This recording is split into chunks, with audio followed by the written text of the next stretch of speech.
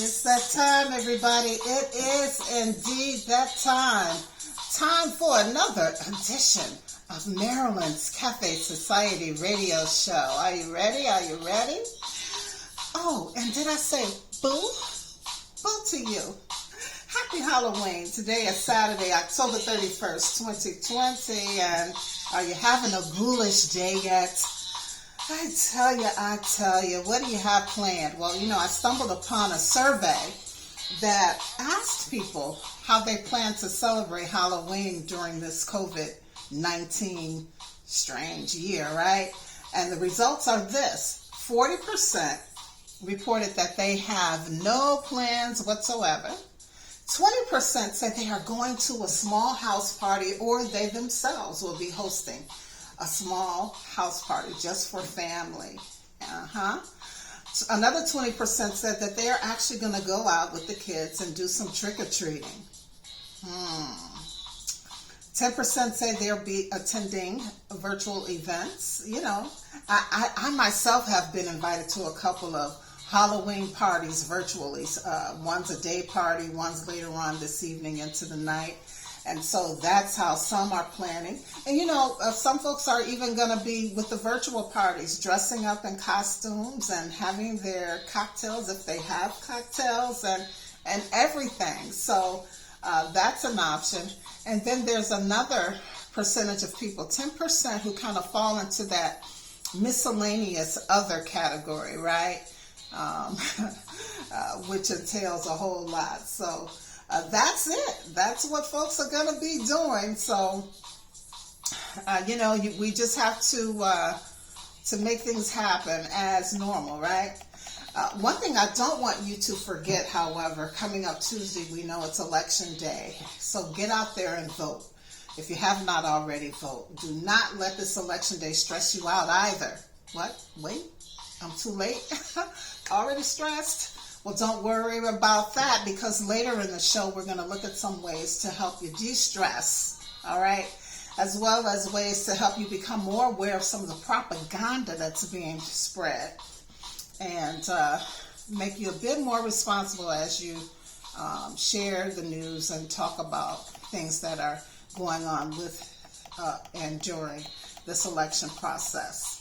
All right, so let's go ahead and get into some cafe talk. Well, actually, we're not going to get into it. I'm just going to put it out there for you to think about, and then you can later on in the chat or on the social media just kind of chime in on your thoughts. I did take a sneak peek at some of the responses from people that I've reached out to earlier this morning with the question, and here it is. The world continues to change and evolve, right? So just to get our minds off of the election and COVID-19, I threw something totally different out there, and here it is. What jobs have you noticed that have disappeared over the years, over the decades, over the centuries? All right? What jobs have you noticed, or occupations that you've noticed have disappeared over the years, over the decades, over the last century or so? Think about that, and we'll check back in later in the show to talk about it. And now let's get into our cafe news. Well, starting with the coronavirus update, there are 46 million cases now being reported worldwide, just under 1.2 million deaths, and about 33.3 million have recovered.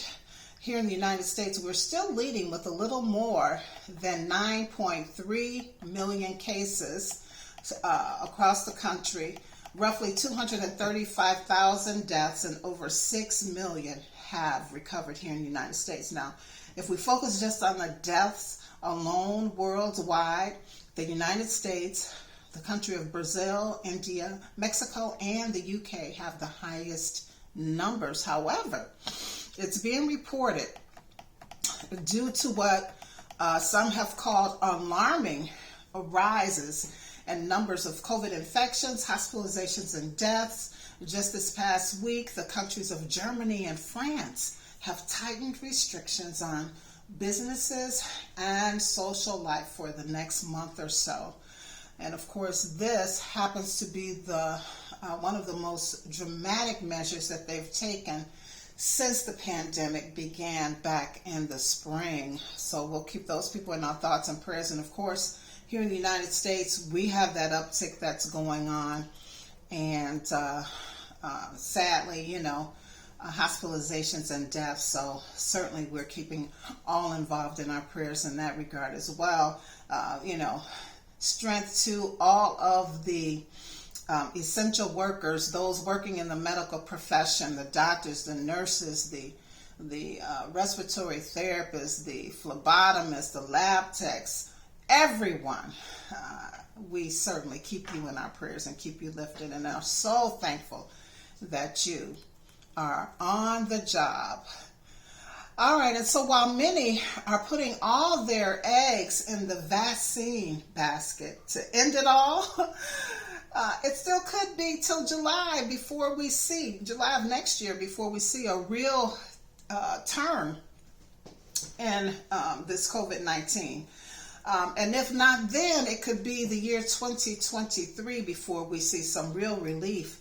On Monday, Dr. Anthony Fauci told Yahoo Finance that the primary endpoint of a vaccine is to prevent clinically recognizable disease, also known as just stamping out the symptoms, rather than eliminating the entire virus. So what does that mean?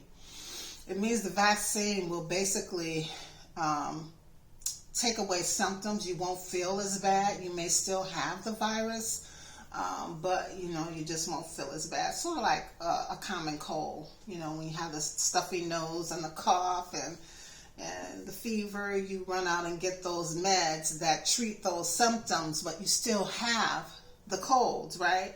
And then over a period of time, normally with a common cold, within a matter of a few days, it passes and you're okay.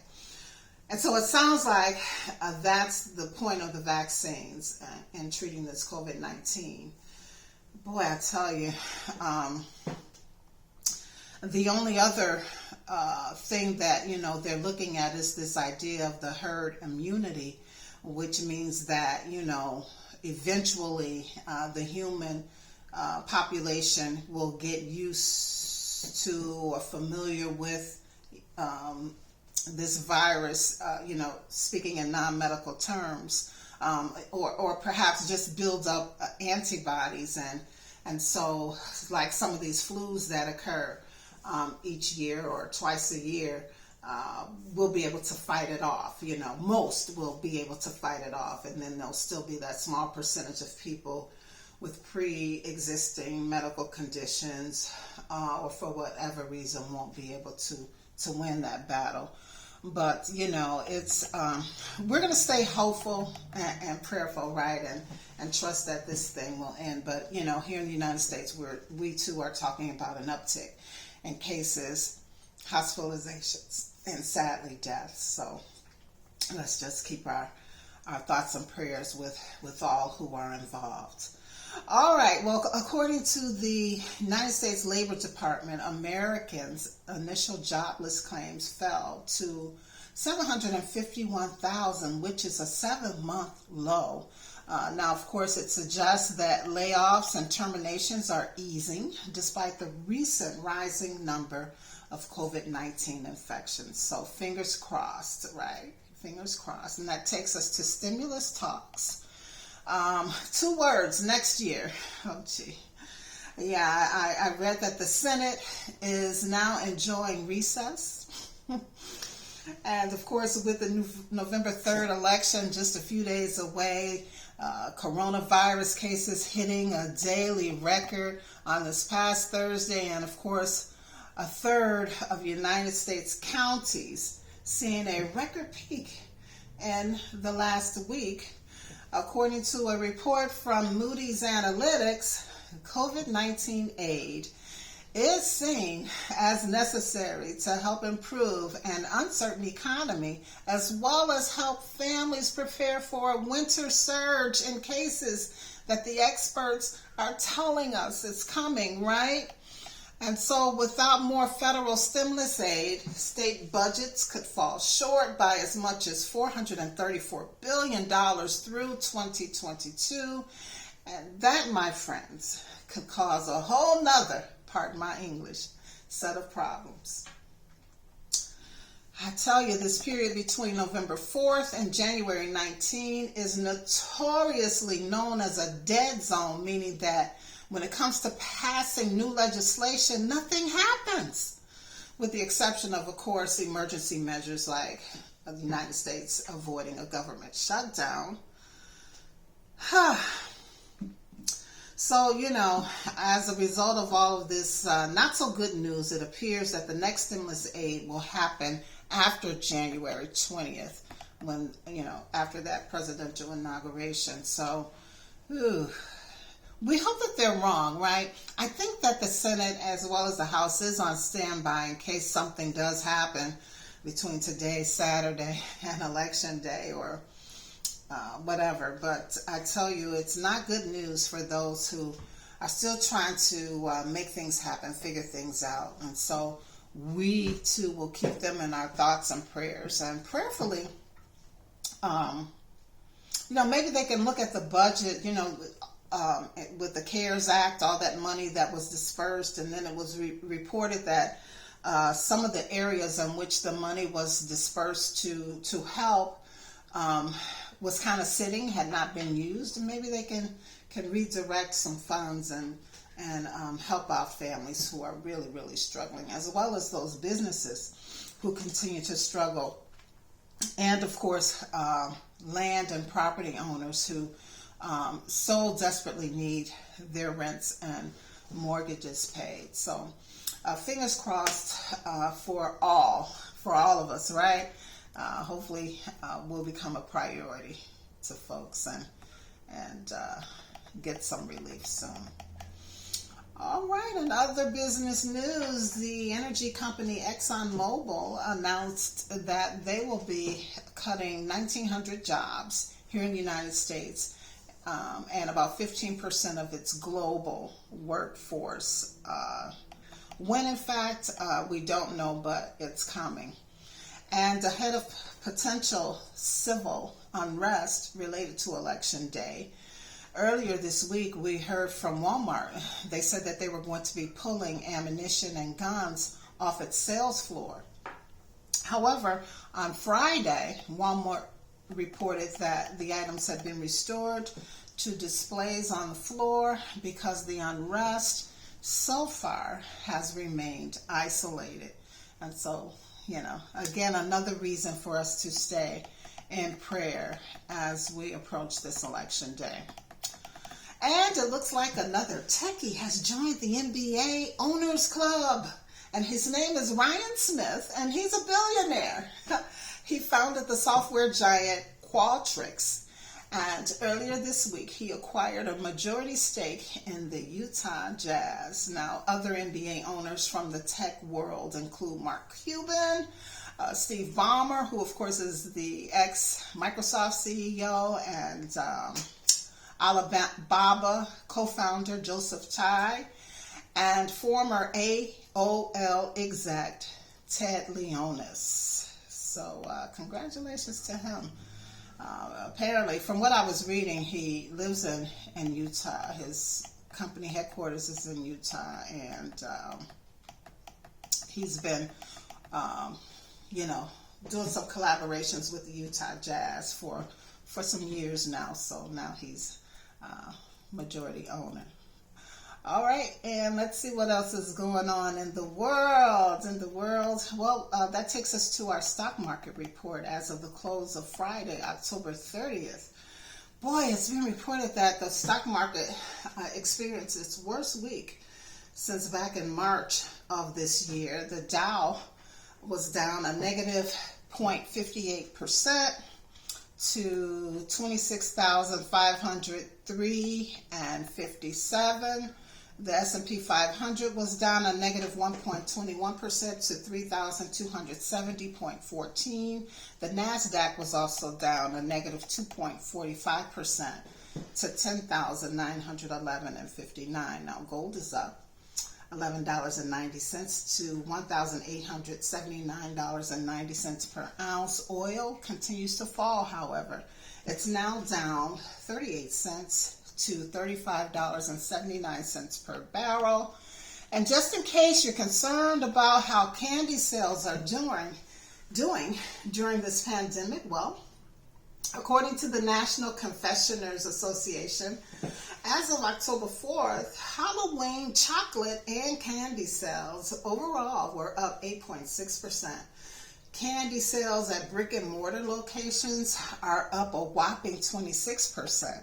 And by the way, you guys, United States shoppers spend about $4.6 billion a year on Halloween treats. We got that money. We certainly do. All right, let's get into some passion for fashion. The Retail Brew is reporting that 2 athleisure brands confirmed their entry into extended sizes this week. And of course, if you're followers of the queen of hip hop or R&B or pop or all of the above, Beyonce, Instagram account and other social media platforms, she introduced her new collection. Ivy Park, which is her collection from Adidas, was released, and it was the second capsule, which includes sizes triple small to 4X. Yes. The expansion arrives after customers criticized the smaller size range in Ivy Park's February debut.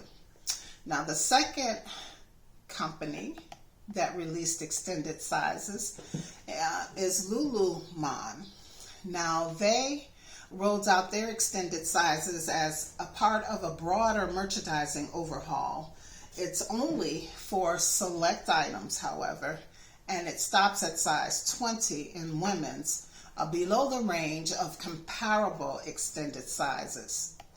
So the expansion comes 7 years after former CEO Chip Wilson said that Lululemon wasn't intended for women who wear larger sizes. Yeah, former CEO. All right, so there we have it. Make sure you check it out, all right? And that tends to be the trend, as most people are now working from home, staying at home. You know, we're all quarantined and everything. Leisure wear is, athleisure wear, I should say, is the new trend. All right, and just for fun, adults have ditched sexy Halloween costumes this year. As they work the pandemic into America's popular fun fest, Halloween, wait for it, guess what they're wearing now, mostly? Toilet paper costumes. Yeah, they're now all the rave. Listen, I Googled it and confirmed it. It really is a such thing. And so that's what folks are doing. They've kind of combined this pandemic thing and the whole joke about not being able to find toilet paper into the Halloween festivities. Anyway, before we close out, passion for fashion, I'm hearing that hot pink is the election day color for women to wear, and preferably a hot pink suit. Now, guys, you can participate too, all right? All right, and that takes us right up to Cafe Talk, and let's take a peek. Well, before we take a peek, I do want to share with you some occupations that I didn't think of these. I just, in my research, I found them, right? And so the question for Cafe Talk is, what jobs or occupations have you noticed that have disappeared over the years, the decades, and centuries? Well, here's one. There was a time in history when there were no alarm clocks, and so and those that did exist were very pricey. Only the rich could afford them, and so they had this occupation that was called, a position that was called knocker uppers. Get your mind out the gutter. All right, so the job of a knocker upper was to wake factory workers every morning by banging on their front doors with a heavy stick or a similar object. The profession was common in the industrial cities of Britain and Ireland during the 19th and early 20th centuries, and didn't actually die out until the 1950s. And some places, can you believe that? As late as the 1950s, there were still people running around knocking on people's doors, mostly factory and heavy industry workers, to wake them up and get them off to work. Amazing, right? Another old century profession that has thankfully disappeared is called the coal breaker, which entailed separating impurities from coal by hand. And listen, individuals who held this job were mostly children, and the work was considered dangerous, and the children were often cut and burned their hands, and even some lost their lives. And so due to the growing public condemnation in the late 1800s and early 1900s, thankfully, by 1920, this cruel position and practice of using children to work in those positions ended. Thank goodness for child labor laws, right? All right, and then, of course, this next profession, you may have heard this song if you have little ones.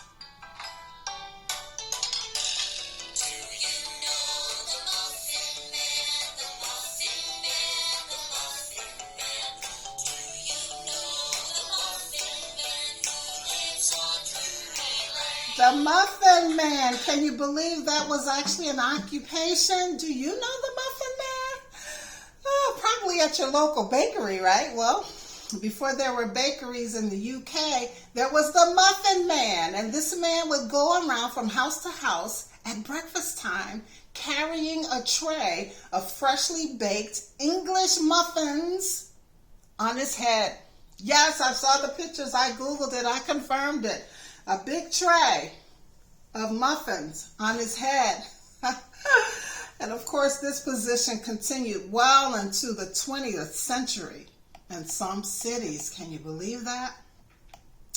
All right, and so there was the position of ice cutters who harvested the ice. And then there were those who actually delivered the ice to homes and businesses. That position was called an iceman. And to the lesser extent, an ice woman. Anyway, the trade fell into decline not long after World War I and completely died out by the 1950s. But ice delivery still happens in Amish communities, I'm hearing, because, you know, they still shun electricity. So there you have it. And remember, the ice was used for the ice boxes because, again, no electricity, refrigerators didn't exist, and so they had boxes in their homes or outside of their homes, and these big chunks of ice would be delivered for them to keep their food and things. Cool. All right, and speaking of electricity, remember, as late as the 19th century, the towns and cities of Europe and North America had none, as we just stated. So what did they use? They used gas-powered lamps, and it was the lamplighters who fired them up every evening. Yeah, the job of being a lamplighter. Now, although eventually gas was replaced by electricity in the early 20th century, several cities have retained a number of gas lamps, including London, which boasts about 1,500 lamps, which means they still have 5 part-time lamp lighters. Isn't that cool? Yeah, some of the older homes, if you have a home that was built in the 1800s, you know, and it hasn't been, you know, completely overhauled or rehabbed, if you go into the basement or even into parts of the wall, you may see some of the fixtures that they were using to supply the gas, which was needed to light the lamps. Amazing, amazing. Okay, I have one more before we get into what some of the people have said here in this cafe talk. Another occupation that we no longer see is the occupation of a pen setter. Yeah, pen setter. You know, like telegraph or telegram boys, pen setters were mostly teenage boys who worked in bowling alleys across North America, and their job was to reset pens and to collect the balls. Now, the occupation quickly died out after the invention of the mechanical pen setter in the 1940s, but surprisingly, there are still a few bowling alleys across the country that haven't upgraded and all of that, and they still use manual pen setters. Isn't that something? All right, so let's go ahead and check out what some of our people said here as they responded to the question, what jobs or occupations have you noticed that have disappeared over the years, decades, and centuries? And let's go and check it out. Da, da, da.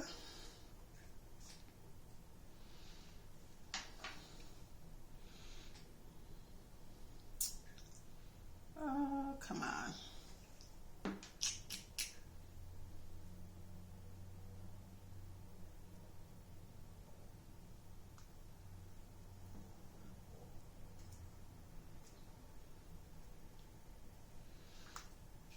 Sorry, it's taking a minute. Okay, here we go.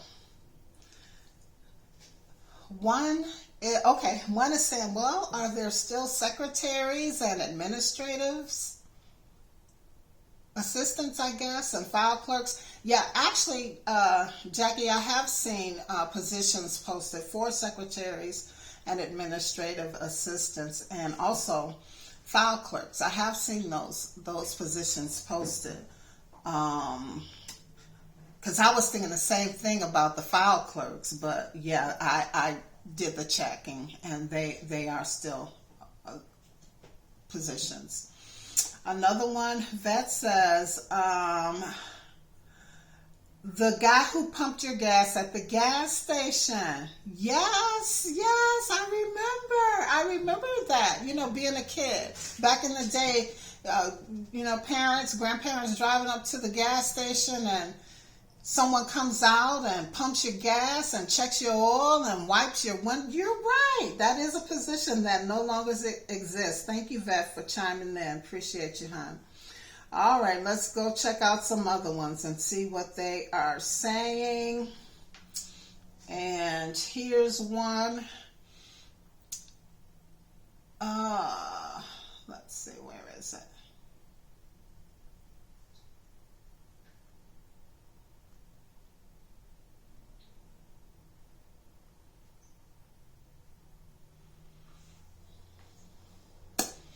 Secretary again. Thanks, Terry. But I've seen it. So there are people who still hire secretaries. Another one is shoe repair person.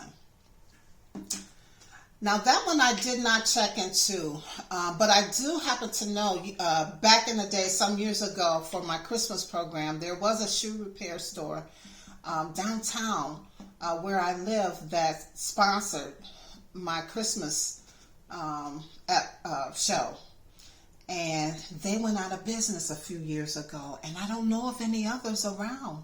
So that could be true. Shoe repair person.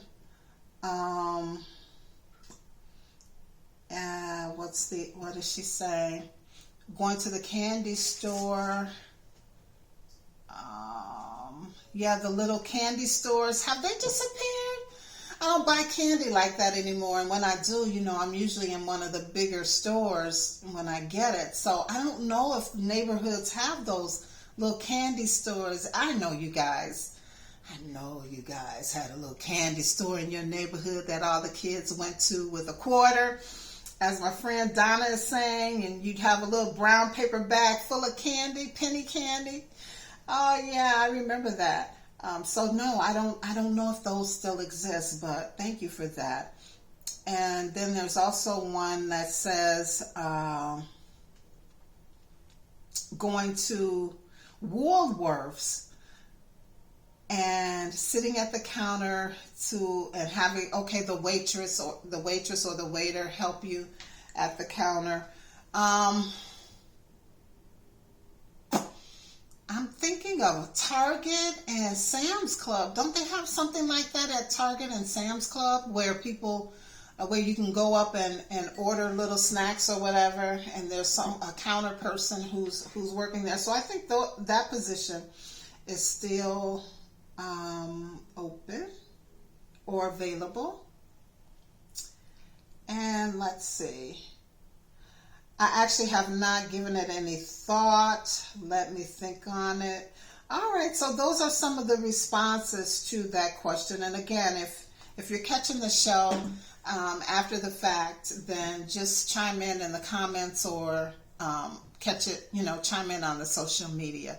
And again, the question is, what jobs or occupations have you noticed that have disappeared over the years, decades, and centuries because the world is changing and evolving? I know there used to be advertisements in the paper for word processors. Just someone who sat at the word processor and typed up all the documents. Those positions no longer exist. What else? There was one more that I was going to share with you that was outside of the research that I did. Maybe it'll come to me before we get out of here. But anyway, that is our cafe talk, everyone. So I appreciate you. Thank you so much for chiming in. And remember, we are still doing the Countdown to Christmas gift bag giveaway. Congratulations to our winner for October. That was Yolanda. And of course, we have, I'm going to do this again. I got to run away from the camera for like 30 seconds to show you what the gift was. All right? I'll be right back.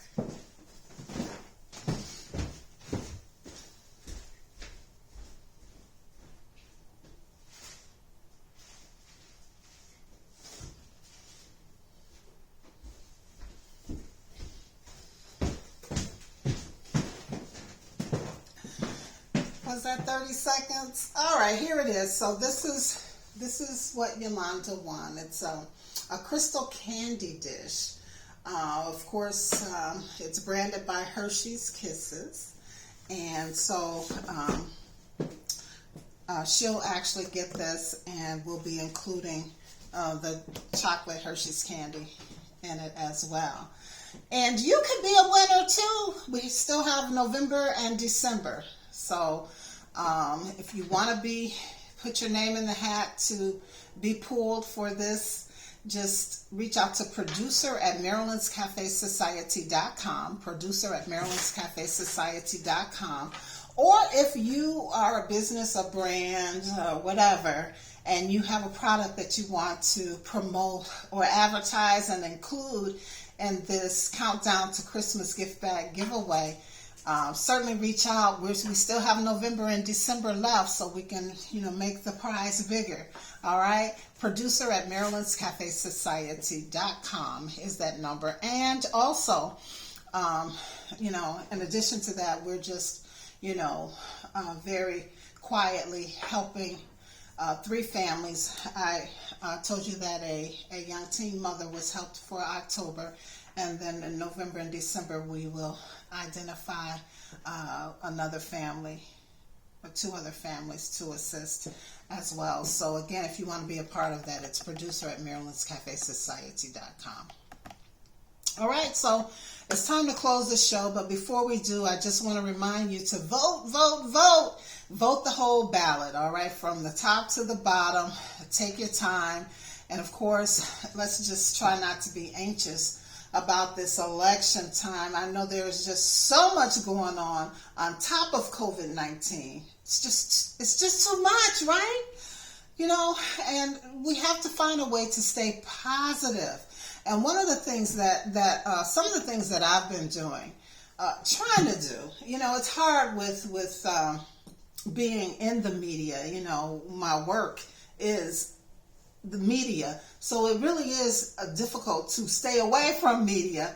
But I try to back away from consuming too much media and the social media, just to de-stress, right? Just to kind of take a break from everything. That screen time can just be way too much for us. And then, the news, a lot of times it's not good news. And so it can wear on your mentality. So just take a break sometimes, for a day. If a day is too much for you, just, for some hours, just set it down, walk away, and do something else. What else can you do? Well, you can take a walk. I try to walk every day. Yeah, I'm up to about 2 miles a day. So, yay for me. And you can do it too, and it really does help, right? You can also take a run if you're a runner or a jogger. You can dance. And of course, I was in a meeting earlier this week, online meeting, and of course, myself and all of those who were on the meeting, were sharing ways that we decompress. And so one of the activities that we did was we practiced deep breathing. I don't know if you know this, but most of us don't breathe correctly. And so sometimes we have to consciously force ourselves to breathe correctly. Breathe in through your nose, out through your mouth. All right, and so just take some time to do that. And also, we utilize the visualization technique. Visualizing your favorite spot, your favorite person, your favorite meal. Your favorite thing to do, whatever it is that brings you joy. You close your eyes and you just visualize yourself being there. If there's a place that you've always wanted to be but you haven't been able to get there yet, go online, look at some of the pictures, and then of course visualize yourself there. It really kind of takes you away. It's like Calgon, take me away, right? And it kind of helps de-stress you, all right? Another thing you can do is to actually treat yourself to something that you wouldn't normally have or purchase, those beautiful pair of shoes that you want, that you wouldn't normally buy, but, just to kind of help yourself de-stress, decompress, and feel good. Go ahead and just splurge that one time, or that delicious chocolate cake that you see that you probably shouldn't have. You just want to feel good, go ahead and go for it. Just some safe things that we could do that won't cause us ourselves to be hurt or harmed in any kind of way. Well, the cake may put some pounds around your tummy area, your hip area, but as long as you're walking, running, or jogging, you'll burn that right off, right? All right, and so hopefully that helps you. Another thing that I wanted to just point out before we go is the fact that there's currently and really in the next several days and the next week, you're going to see a lot of disinformation and misinformation being shared online. And we just want to make you aware of that and to give you some guidelines to help you not be a spreader of that disinformation or misinformation. The whole point of it is to purposefully manipulate your thinking. When you read it, it's going to stir up emotions, fear, anger. That's disinformation and misinformation. It can look like, people may be sharing videos that look like there's a social or a civil unrest activity that's happening somewhere, but in actuality it's a video clip from something that already happened 2 months ago, 3 months ago. So what they're encouraging you to do is to, first of all, fact check everything before you like it, share it, or spread it, okay? Fact check everything. There's a lot of propaganda that's going around. So that means that you're going to look at the source. Where did this news come from? Who is the person who posted it, who shared it, who spread it? Make sure that it's a reliable source. And even with a reliable source, make sure that it's a news story or information that other reliable sources are also reporting on or sharing or spreading, all right?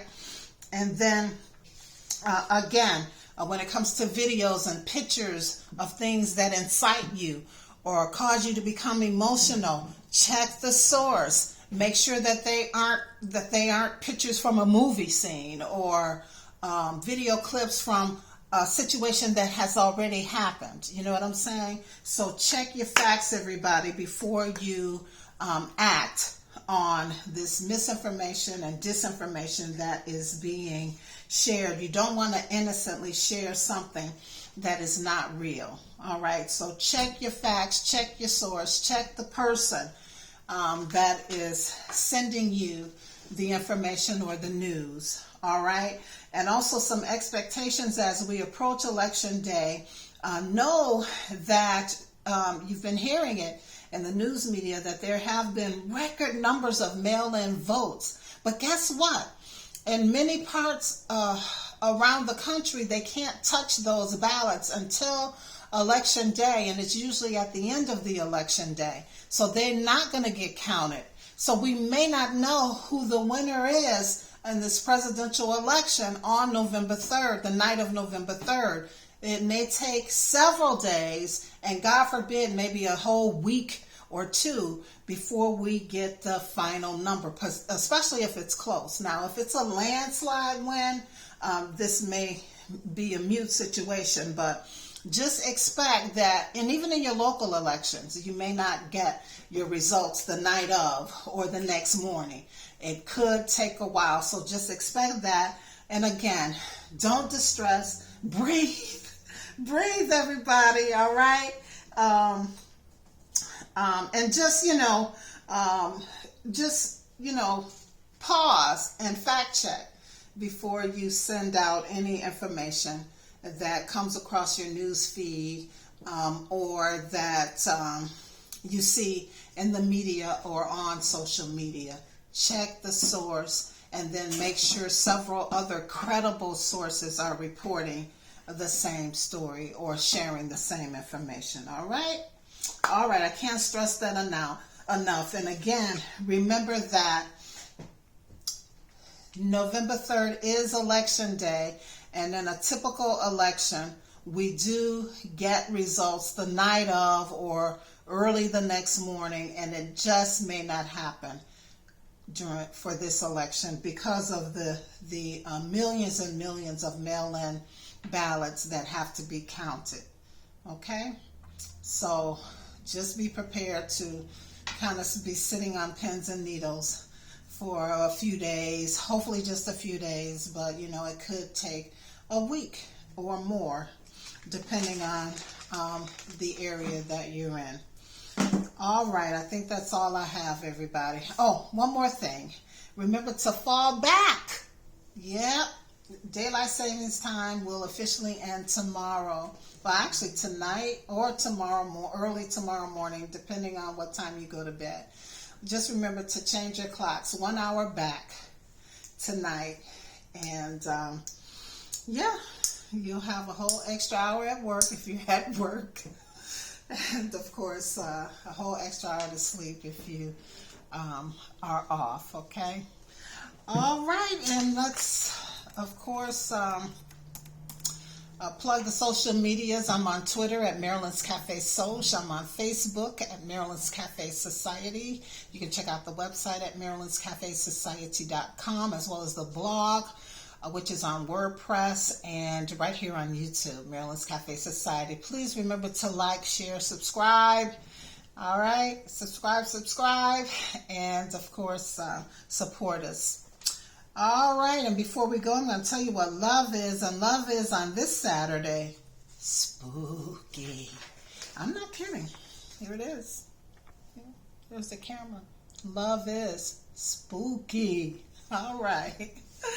All right. Remember, folks, if you don't do anything else this week, be sure that you live, you laugh, and you love. As always, it's a pleasure and a privilege. We'll talk again next week right here on the YouTube channel. Peace, everybody.